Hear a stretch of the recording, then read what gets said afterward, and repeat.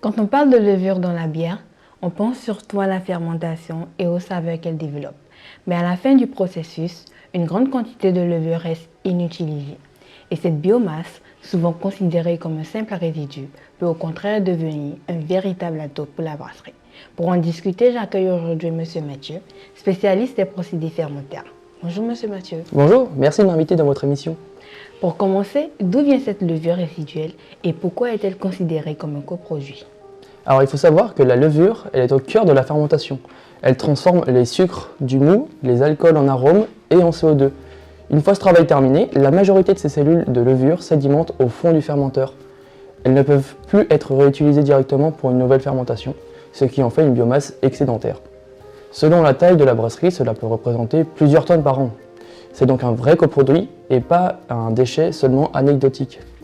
Et alors, qu'est-ce qu'on peut faire de cette levure? Y a-t-il vraiment des débouchés?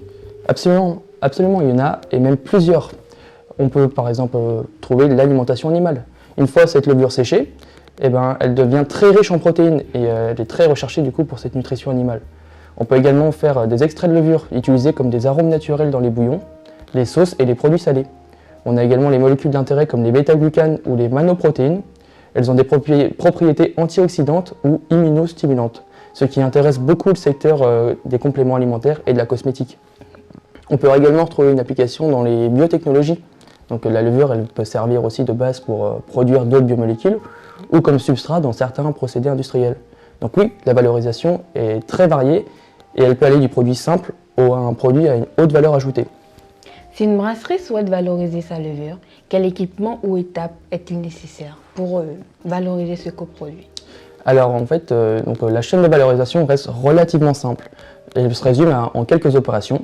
Donc la collecte de la levure en sortie de fermenteur, la séparation du liquide grâce à une centrifugeuse ou un décanteur pour concentrer la biomasse, la stabilisation, donc souvent par une pasteurisation si la levure elle est destinée à l'alimentation, et à la fin le séchage, par exemple avec un spray dryer ou un sécheur à tambour pour obtenir une poudre stable.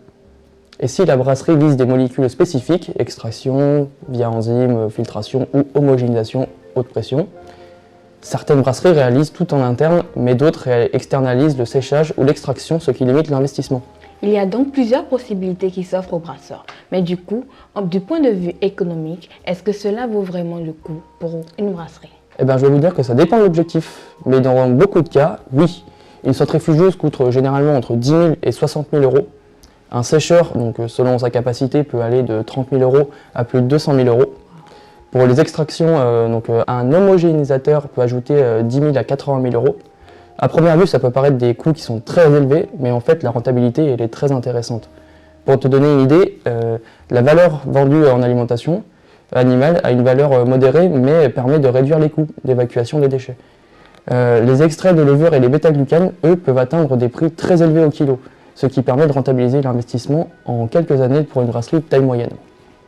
Dans certains cas, les brasseries choisissent de revendre directement leur levure brute à un transformateur, ce qui nécessite quasiment aucun investissement et génère quand même un revenu. Merci pour ces explications, Monsieur Mathieu. On réalise que cette levure qu'on croyait sans valeur peut devenir un véritable levier économique pour une brasserie. Exactement. La levure, ce n'est pas seulement un résidu de fermentation, c'est une ressource riche en protéines et polyvalente, et avec un minimum d'organisation, où les bons partenaires, une brasserie peut transformer ce coproduit en une véritable opportunité.